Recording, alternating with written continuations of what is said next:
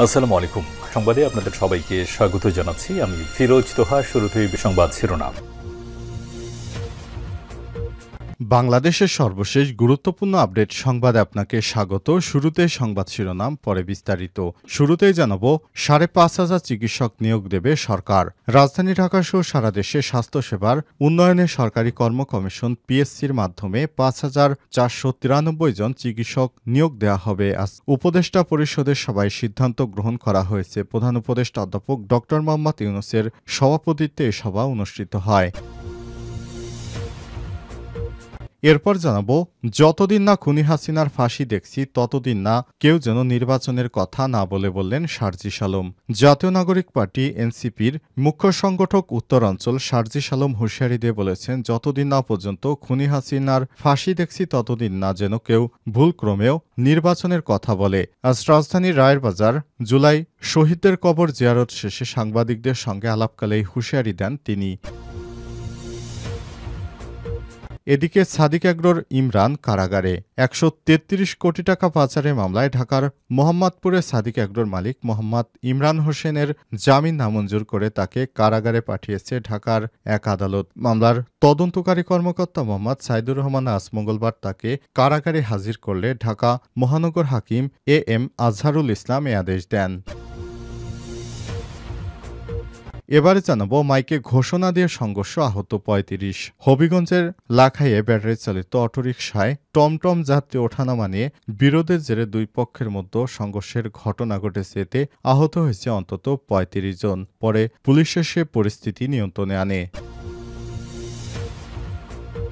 এদিকে দুর্বল ব্যাংকগুলোর রিকভারি হতে প্রায় ৫ থেকে ১০ বছর সময় লাগবে বললেন গভর্নর। দুর্বল ব্যাংকগুলো পুরোপুরি ঘুরে দাঁড়াতে বা রিকভার করতে ৫ থেকে ১০ বছর সময় লাগতে পারে বলে মন্তব্য করেছেন কেন্দ্রীয় ব্যাংকের গভর্নর ড. আহসান এইচ মনসুর। আজ রাজধানীর ইস্কাটনে দ্য বিজনেস স্ট্যান্ডার্ডের কার্যালয়ে part ২ recovery for banking sector শীর্ষক গোলটেবিল বৈঠকে তিনি এই কথা বলেছেন। এবং সর্বশেষ জানাবো, দুর্ঘটনায় মমতাজের নিহতের খবর নিয়ে যা জানা গেল।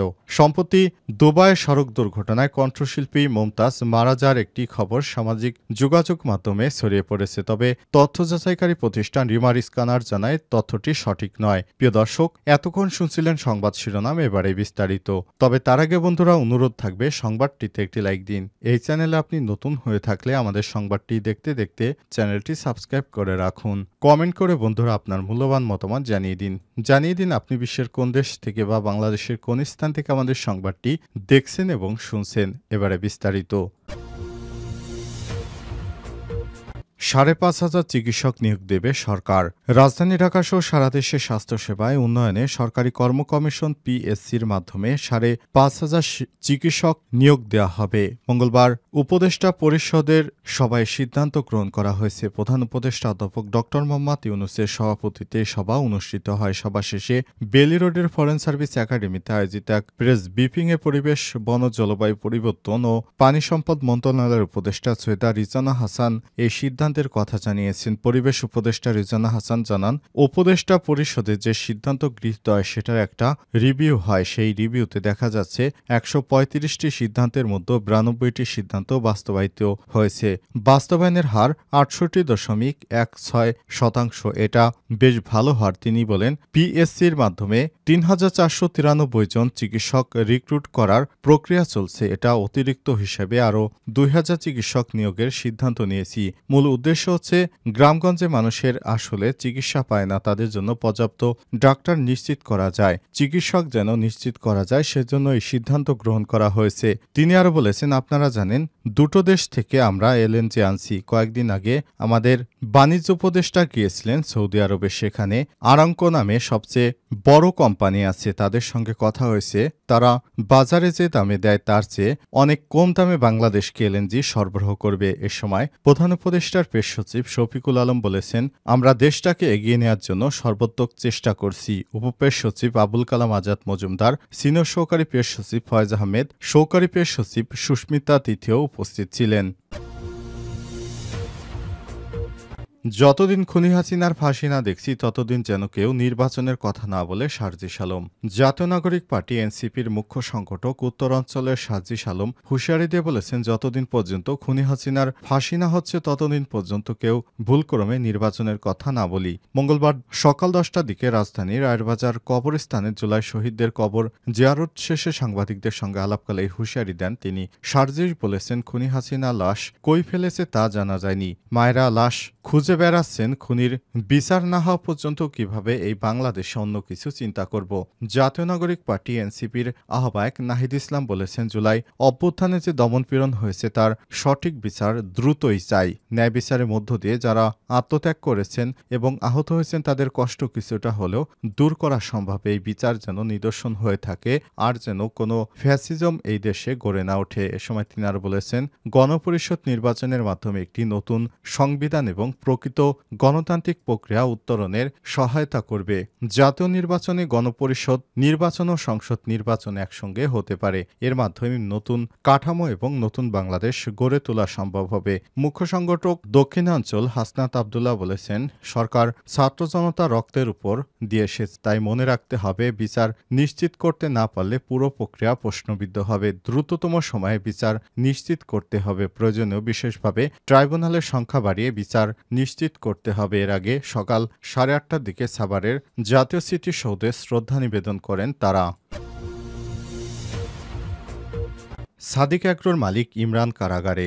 133 কোটি টাকা পাচারের মামলায় ঢাকার মোহাম্মদপুরে সাদিক অ্যাগ্রোর মালিক মোহাম্মদ ইমরান হোসেনের জামিন নামঞ্জুর করে তাকে কারাগারে পাঠিয়েছে ঢাকার এক আদালত। মামলার তদন্তকারী কর্মকর্তা মোহাম্মদ সাইদুর রহমান আজ মঙ্গলবার তাকে ঢাকার কারাগারে হাজির করলে ঢাকা মহানগর হাকিম এম আজহারুল ইসলাম এ আদেশ দেন। তদন্তকারী কর্মকর্তা জানান, ইমরান তার সহযোগী তৌহিদুল আলম জেনিথের সহায়তায় ভুটান, নেপাল, মিয়ানমার ও থাইল্যান্ড থেকে গরু পাচার করে নিয়ে আসতেন। এ বিষয়ে গুরুত্বপূর্ণ তথ্য পেতে ইমরানকে ভবিষ্যতে রিমান্ডে নেওয়া প্রয়োজন হবে, তাই তদন্ত না শেষ হওয়া পর্যন্ত তাকে কারাগারে রাখার আবেদন করেন তদন্ত কর্মকর্তা। তবে আসামিপক্ষের আইনজীবী জানান যে তার মক্কেলকে হয়রানির জন্য মিথ্যা মামলায় জড়ানো হয়েছে। এছাড়াও ইমরান এবং তার পরিবারের সদস্যরা 1952 সাল থেকে এই ব্যবসা চালিয়ে আসছেন। তাই তার জামিনের আবেদন মঞ্জুর করা উচিত। উভয় পক্ষের শুনানি শেষে ম্যাজিস্ট্রেট ইমরান আত্মপক্ষ সমর্থনের আবেদন নাকচ করে তাকে কেরানীগঞ্জ কেন্দ্রীয় কারাগারে পাঠানোর নির্দেশ দেন। গতকাল ঢাকা থেকে ইমরানকে গ্রেপ্তার করে পুলিশের অপরাধ তদন্ত বিভাগ সিআইডি। এরপর তাকে জেল হাজতে পাঠানো হলো। উল্লেখ্য, ইমরান একটি ছাগলই 15 লক্ষ টাকায় বিক্রি করেছিলেন আলোচিত ছাগলকাণ্ডে মতিউর রহমানের ছেলের কাছে। মতিউর হচ্ছে এনবিআরের একজন দুর্নীতিবাজ কর্মকর্তা। মাইকে ঘোষণা দিয়ে সংঘর্ষ, আহত 35। হবিগঞ্জে লাখাইয়ে ব্যাটারি চালিত অটোরিকশায় টমটম যাত্রী ওঠানো নিয়ে বিরোধের জেরে দুই পক্ষের মধ্যে সংঘর্ষের ঘটনা ঘটেছে। এতে আহত হয়েছে অন্তত 35 জন। মঙ্গলবার স্থানীয় মসজিদের মাইকে ঘোষণা দিয়ে সংঘর্ষে জড়ায় দুই পক্ষ।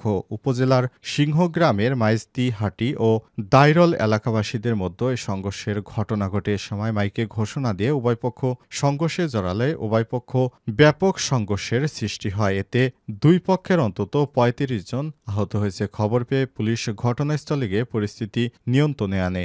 স্থানীয় সূত্র থেকে জানা গেছে, সোমবার ইফতারের আগে বুল্লাবাজারের টমটমে ব্যাটারি চালিত রিকশা যাত্রী ওঠানো নিয়ে দাইরল এলাকার চালক মিলন মিয়া ও যাত্রী মাইজদিহাটি তৌহিদ তালুকদারের মধ্যে বাগবিতণ্ডা ও হাতাহাতির ঘটনা ঘটে। খবর পেয়ে বাজারে থাকা উভয় পক্ষের লোকজন সংঘর্ষে জড়িয়ে পড়লে কমপক্ষে 10 জন গুরুতর আহত হয়। এর জের ধরে মঙ্গলবার দুই পক্ষ আবারও মসজিদের মাইকে ঘোষণা দিয়ে দেশীয় অস্ত্রশস্ত্র নিয়ে সংঘর্ষে জড়ায়। থেমে থেমে প্রায় 2 ঘণ্টা ব্যাপী এই সংঘর্ষ চলে। এতে উভয় পক্ষের অন্তত 35 জন আহত হয়েছে। তাদের উপজেলা স্বাস্থ্য কমপ্লেক্স ও আধুনিক সদর হাসপাতালে ভর্তি করা হয়েছে। এ বিষয়ে লাখাই থানার ওসি বন্দে আলী জানান, উভয় পক্ষের সংঘর্ষের ঘটনায় অন্তত 35 জন আহত হয়েছে। পুলিশকে পরিস্থিতি শান্ত করেছে। বর্তমানে সেখানে অতিরিক্ত পুলিশ মোতায়েন করা হয়েছে। এই ঘটনায় জড়িতদের আইনগত ব্যবস্থা গ্রহণ করা হচ্ছে।